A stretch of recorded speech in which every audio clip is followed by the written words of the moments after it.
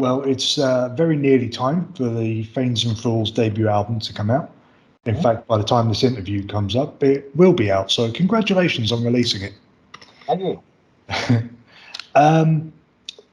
Obviously, people know you from Skyclad. Yeah. What would you say about Theigns And Thralls gives you more freedom of self-expression, if at all? Well, that's one of the things. Yes, of course. Because one of the things is most of the songs I write with Skyclad are co-written, of course, for Skyclad. But obviously on the Theigns And Thralls album, I've written them all. So it's the music. Most of the words. Having said that, some of the songs are adaptations of poems and things like that I found from the past. Yeah. Which again is another thing that Theigns And Thralls allows me to do. I have this sort of penchant for history and historical fiction and things like that. I don't want to get into, and it means I can explore those things and combine them, let's say, with my playing to create these new songs. So I'm not kind of trying to fit into anything that Skyclad's doing. I'm just more or less, I've got a free hand to do what I want. Yeah. I mean, I've got to say that one of the things to remember is that when I started the Theigns And Thralls, I didn't have a plan or anything like that. It wasn't like I had this agenda or something here. It was a kind of thing that just evolved because of the pandemic, basically. Yeah. As you probably were aware, we were all sitting with time on our hands in a lockdown situation, and I had a few songs because I did a solo album before, and I wanted to do another one, I suppose, because as I say, as a musician, you never really stop writing. Some things are suitable for Skyclad. Some songs go on the Skyclad albums, some songs don't. So you end up with some stuff. And it was a gradual thing of saying, okay, I've got this time in my hand, I've got a few songs. What can we do with this, and kind of build it up from there. And it evolved quite quickly once I got into it. It evolved quite quickly. And I kind of found a little niche or something. There's an area that I thought was productive, and so I kind of followed it. And through getting in touch with some friends, they could start to add bits to it, and it quite quickly sort of built up to friends of friends, and it grew into this project. And then I started to become a little bit more serious about it all, as to this is actually turning into a thing, an album, and all that sort of thing. So so what I said, it allowed me to. Excuse me. Bless you. Thank you. It allowed me to find this little niche, this little area, and kind of exploit it. Because we couldn't do anything with Skyclad anyway, because I live in another country and couldn't travel and all that sort of thing. So everything was stopped. So yeah, and obviously Steve's pretty busy with Satan as well. So that's another point, obviously, because Skyclad's one thing, but everybody in and around Skyclad can do different things, and Satan being one of the things. And obviously, if Satan's doing an album and tour and stuff, then Skyclad can't do anything. Which meant I had time on my hands as well, which is another impetus for doing it. Like, I'm in a different country and I've got lots of time, so what can I do? And I started playing some solo gigs, acoustic gigs and things, which are okay and enjoyable as far as it goes, but I thought I wanted something a little bit more, give it a bit more oomph. And I just thought about doing it for going down the pub with a few friends, find a drummer and a bass player and just so let's just jam on this and just give it a little bit more impetus, than just playing them with an acoustic guitar. Yeah. And I was busy doing that. And I think that was the thing there was that I wanted to do that and play more outside of Skyclad. And then, as I say, that was stopped because of I had the shows booked and everything got cancelled. So I was sitting, but I could still work on these songs and get a recording thing going while we're waiting for this pandemic to clear up. I mean, I didn't suppose it was going to take 2 years at that point, but eventually it looks like we're finally starting to come out of it now. Yeah, fingers crossed. I mean, I don't know how it is in Spain with gigs and things like that, because I know at one point it was just everything closed. Basically, you couldn't even go out, like shops, and that was it. Yeah, that was it. Yeah, it's. I mean, we haven't lifted all the restrictions yet, but it is getting better.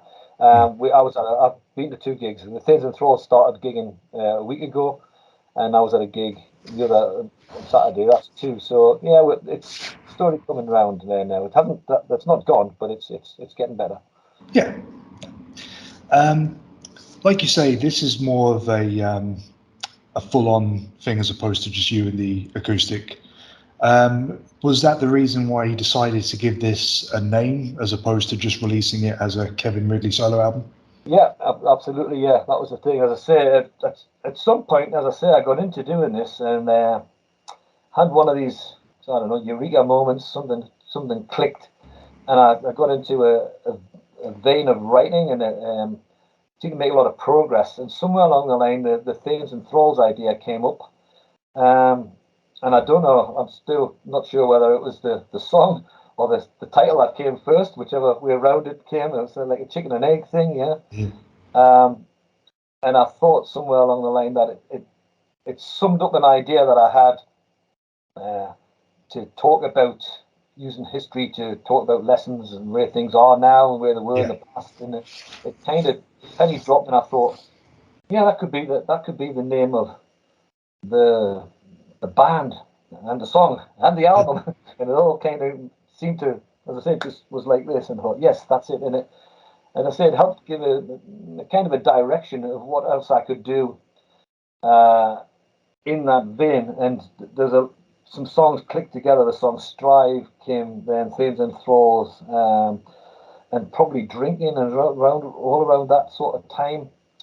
And that gives them real shape. And as I say, I had started working on a solo album, most of which I've still got, the songs I've got, but I wasn't happy that they actually felt like a set of songs. Like some didn't seem right, and these were this. So I took that a lot and put it to one side on the back burner here, which could be a Kevin Ridley album. So that I haven't gone anywhere. They're still there. If that's the, but I thought this project needed a name like that. So it wasn't to be confused with me just doing acoustic things or anything like that. It's actually become I was no band or anything at that point, but I thought, as I say, if I got some friends together, it would actually be a thing where we went out to play under a name of something and not just the Kevin Ridley band or anything like that. Yeah. The Kevin Ridley experience. Yes, that's it. Yeah, not good. Yeah. Well, obviously the name basically means masters and servants. Basically, yeah. It comes from there was this idea in the past that there's a rich man in his castle and the poor man at his gate. That's where it comes from, this idea. So the Thaigns lived in the castle and everybody else was left groveling outside, basically like serfs and slaves, if you like. And some people had a lot, and lots of people didn't have very much. So, and I kind of draw a parallel. Like 1,000 years later, it's like, well, still pretty much the same as it was then. Yeah, absolutely. I mean, you just need to look at like the energy price crisis at the moment. 54% rise in Britain as opposed to 4% in France. Yeah. You can see that. I mean, you can see it all over the place. Not to get into the war thing with the Russians, they're trying to confiscate the oligarchs' super yachts and all that, and it's a few hundred people in Russia who own like 90% of the country's wealth. Yeah. So Yeah, and they were basically just given it after the Soviet Union collapse. So. Yeah, that's right. Yeah. Some people as I say, a few people get rich. The rich get richer, and the poor. That's the way it is. Yeah. Well, like you've mentioned, you've got, let's say, a few friends, because I think there's something like 40 guest appearances on this album. About 25, I think. Oh, 25. Okay. Yeah. Nearer to 40 than none. So. It's enough. Yeah. I noticed on the website there's a few musicians that are kind of listed as more de facto members of Theigns And Thralls as opposed to special guests. People like John Fay, Dave Briggs, and a few others like that. Obviously, people know them from Cruachan and Waylander and a few other bands. Are they, like you say, you want this to be more like a going out under this name? Do you think they'll be able to perform with Theigns and Thralls a little bit more going forward, or is it still kind of a loose collective, if you like? No, as I said before, we started a week ago. The first gig, they were there, and we're doing an album launch in a couple of weeks' time, and they'll be there then. I hope. So yes, they are like part of the band now. It started off slowly. Well, John was there right at the get-go. Really, he was one of the. I talked to John. I played a gig in Dublin a few years ago with Kruachan and Waylander were there, and we've gone on talking then, and we kind of kept in touch with John, and we mentioned he did a session with Borknagar, the band Borknagar, the Norwegian band, and when he did that, I remember talking to him about it, and found out he played cello. You see, and I was like, oh, I didn't know that. I didn't know he can't do that. So I kind of clocked this and thought, John Ryan, right, violin and cello. So when this came to part and I was looking for people, I thought, I mentioned to John, you wouldn't be into, playing a bit of this cello and this violins on this thing, would you? And yeah, right, really back in a couple of years ago now. And obviously the other things like the whistle. I mean, I did all the demos. I demoed all the songs as far as I could, but I don't play whistle, and I don't play bagpipes or hurdy-gurdy or anything like that. I just play guitar and mandola and things. So I did all the demos, but then I needed all this traditional stuff added to it. And Dave Briggs was one of the guys I remember from the concert watching Waylander, and I thought, he knows how to do this. So same thing. And he was great as well, really early on in the days. And I got a couple of tunes, and I had to keep going back and say, yeah, that's great, Dave. Can you add another one? I've got this other song, Dave. You just couldn't put a bit on there. And he was fantastic, yeah. But obviously I knew he was in Waylander as well. And funny enough, it was actually John Ryan who suggested, look, maybe Dave would be interested in doing guitar and stuff as well. And does Dave play guitar? He said, oh, he plays guitar. Really? And so I said, okay, Dave, you wouldn't want to, come and do the whistle and the guitar stuff. And he said, let me think about it. So, okay, yeah. And he said, yeah, well, let's do it. So they joined in. And the other guys, funny enough, the bass player, Arjen, is from the Netherlands. And we've been friends a long time. And he's been part of the crew with Skyclad since the mid-90s. I mean, he's been around a long time, and he's one of these guys who plays in I don't know how many bands. He plays hundreds of gigs every year and but and when I was saying to him, I've got this project, and he was, do you want a bass player? Yeah, I suppose I do need a bass player, yeah, because and so he was there, and I said, so because obviously once the album was done, you have to think about actually doing it live somehow, Yeah. And so I had me and Arjen and John got together first, and Arjen said, well, I've got a couple of guys in the Netherlands that, might be interested in doing the drums for it. And so we met up. We actually started to rehearse in the Netherlands just before Christmas. And there's a bit of a strange story about Mike, the drummer, is because all these bands Arjen played in, apparently it was his dad used to be one of the roadies or something back in the day or something. And so Mike's just a young guy, and he kind of got into bands through watching Arjen's band and going with his dad and all that sort of stuff. And so he came along, and he was really, really good. I mean, really young and full of energy and got all the chops and all that sort of stuff. And so we were like, yeah. And then I said, Dave agreed to join. So we have the five of us now are the kind of the core nucleus of the band. Obviously, we can't have the 15 or 20 people that are on the record, and not unless we get very rich or something. But it would be nice to think that we could have some guest musicians. For example, the warm-up show in the Netherlands, the girl Ilona, who played the hurdy-gurdy on a couple of the tracks, her band supporting us, so she can come on stage and play the hurdy-gurdy. Yeah. So in the territories, if we can get any of the guys on stage, we're looking at maybe doing some gigs with the band Celtibeerian in Spain. Oh yeah, I know Yeah, them. and because Celtibeerian have added quite a bit, the to 2 or 3 or 4 tracks on the album.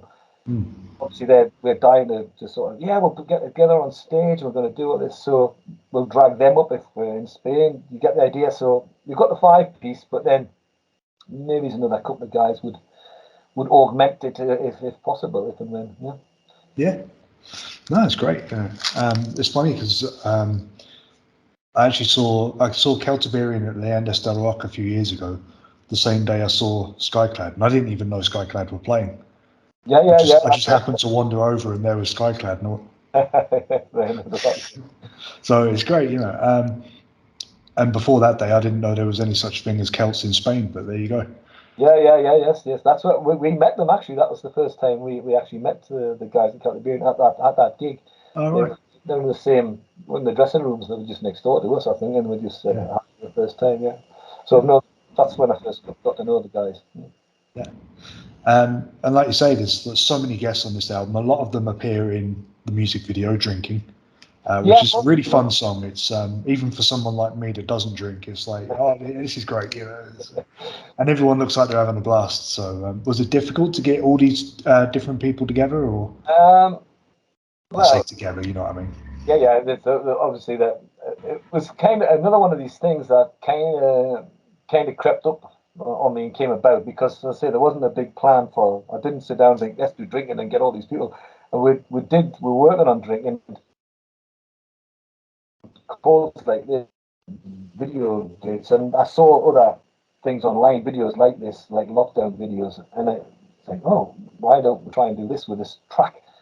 And I kind of added bits to it, and then it was like, okay, so why it would be nice if everybody who's on the album could join in and just do a little video, just to sort of say, I did it, and I managed to get most of the people. I couldn't get everybody because of various commitments and the timing of it. So it was probably towards the end or something like that, and people didn't have the facilities a lot of the time to do whatever is or is passed.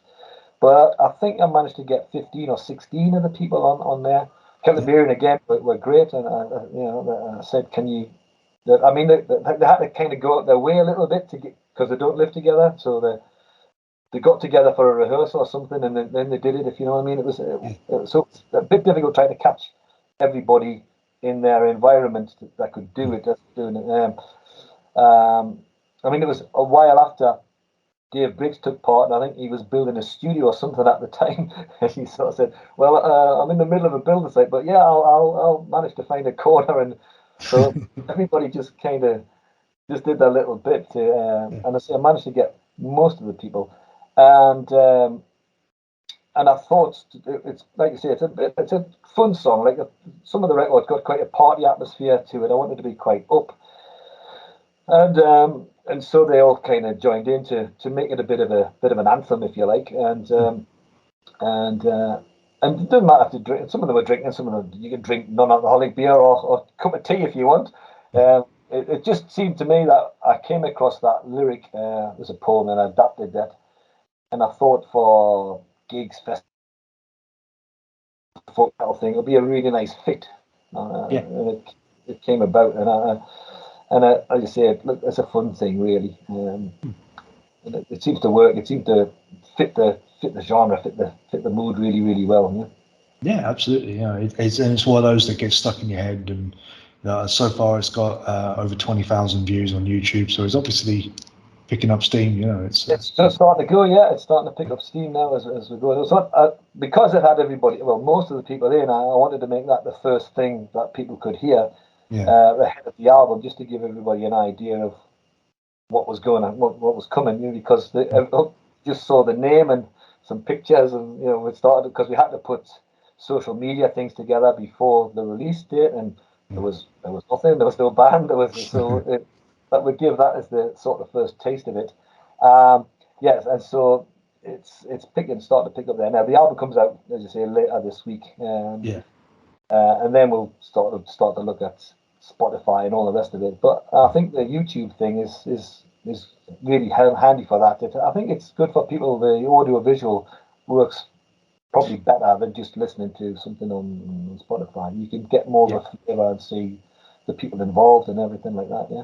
Yeah, but it works well from like a marketing standpoint as well, because all these different people involved, you know, oh, here's me in this band. Yeah. Like you say, with so many different musicians involved, that gets shared on a wider scale than it would otherwise, you know. Yeah. The artwork for the album is very interesting. It's very, you look at it and you know it's going to be somewhat folk related. What can you tell me about the artwork? How does it represent the music itself, do you think? Well, as I was saying before, the me being interested in history and historical fiction and all that sort of thing. A few years ago, I was looking round for imagery and stuff, and I got into looking at various symbols from like alchemy and medieval sort of things, and I've got a little files on the computer, so often I just put little things, links and interest things in this little research folder and files, and so they had all these symbols and stuff in the back of my head. And when we started doing the pandemic, I was thinking about, well, the pandemic was one of the things about it, because it was like back in the medieval times with the plague and all that sort of thing. And a friend of mine, Renato Ficini, who lives in Brazil, who's worked with us before, Skyclad, he posted this Dr. Death video, like the crow, the medieval sort of thing, online. And I thought, wow, that's really good. He's really good. And so I contacted him and said, this thing you've got here, I said, I'm doing this new project that's got a bit Anglo-Saxon medieval thing going on, and I think I always say, could I use that? It's like, what I like. It's the same last time he did my solo album. He's had this picture on his website, and I said, can I use that? And he said, no. He said, I'll do it once, especially for you, from scratch. You see, I was like, wow. So it was the same this time. So he said, no, we'll use that, and we can add some more symbols and stuff together. And I said, yeah, I was thinking that I've got this research, and I said all this alchemy and Freemasons and all this sort of stuff. And he said, yeah. So we had these ideas with the font being a medieval thing with this big ampersand in it and things. And so we've got on talking about it, and he sketched things up. I mean, he was right on the wavelength, so it just clicked again, and he started to send me the pictures through. Have you got a copy of the CD, by the way? No, I don't. Oh, right. I've got the thing here. So that was this is the thing here. And one of the things I asked them for was to break it down so that you've got like each of the songs. I don't know if you can see this, but each of the songs has its own little thing, yeah. So they did 11 of these images, and the idea is that you can, if you see the Theigns And Thralls lyric video, you can see various bits of it, and so it all comes to bits, this thing, and it fits on layers together, so we can do lots of things with it, yeah. For example, if we're playing a song, each song has its own image. You can project them on stage, for example. So obviously drinking is the goblet. You've seen the goblet, yeah. And there's a crown, obviously, for Theigns and Thralls, and there's griffins and all sorts of, all seeing eye and all sorts of things. So we can use this imagery for merchandising and all sorts of stuff if we want. And so that's how it came about. He did a fantastic job, as you will see, if you get your hands on a CD. And obviously, with the vinyl thing, I had half an eye on the vinyl. I mean, the album itself was supposed to be 11 tracks. I was always working on a 40-minute thing as an album. Yeah. 20 minutes one side, 20 minutes the other side. And obviously, with artwork like this, he sent us a mock-up of it, and it looks fantastic. That'll be another thing soon, to get a vinyl release of it. Once anybody's got some free time to press vinyl up, I think there's a backlog. But I'd love to put it out as a vinyl as well, and just so that people can actually appreciate the artwork, because I think he made a fantastic job of it. Yeah, absolutely. Just finally then, going forward, like you say, when you started the project. You had no idea where it was going to go. It just kind of snowballed. So how far do you see Theigns and Thralls going in the future? Do you think this could be like a more permanent thing to do while Skyclad is inactive, or anything like that? Yeah, I think that's it. Absolutely, yeah. As I mentioned before, like Satan, for example, is a good. If you look at that alongside the Skyclad thing, I mean, they're doing really well. The guys just put out an album last week. Yeah, I think it's about the 4th album they've put out now, and obviously, again, the pandemic stopped a lot of stuff, but they have been touring Japan and America and all this sort of thing, and so they're doing really well, which is fantastic. Yeah. So obviously, while that's happening, I have lots of free time. So with coordinating things a bit, I would love to do the same sort of idea. I can't see any reason why not. Obviously, it depends on if people want to see us, then we'll. We are, as I say, already starting to look, now the album's being released, start to look at touring festivals and stuff like that now. And we're working in advance because Skyclad obviously got some things happening coming up soon over the summer. So it's a question of just working between them. I think there's enough space, enough time in the year to be able to do both. So yes, I'd love it to be a permanent thing and just see how far it goes. I mean, to believe it or not, already working on the follow-up thing. There's a band now, and it's kind of it's become a thing. So yeah, trying to sketch in some ideas of what to do next. We're kind of got set up, as I said, this idea, this niche thing where I want to explore it and what I can do with it, and so just got up and running with this one, and I've started gigging now, and so really excited to see with these guys that's in the band where we could go now with it. It's quite promising, I think. Absolutely. Well, I hope that I'm able to see you once you hit the road and get back home. Are you in the UK or? Yeah, I'm in Huddersfield. Huddersfield. Yeah. Okay. Right. I'll see where we are, because all I know is I see Skyclad doing some things. I don't know.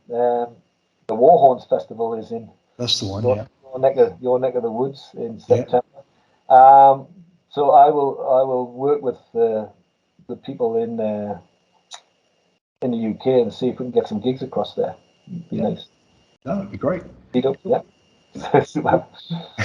Well, Kevin, thank you very much for taking the time to speak to me today, mate. I really do appreciate it. No problem. And congratulations on the album. I wish you all the very, very best of it. Okay. Cheers now.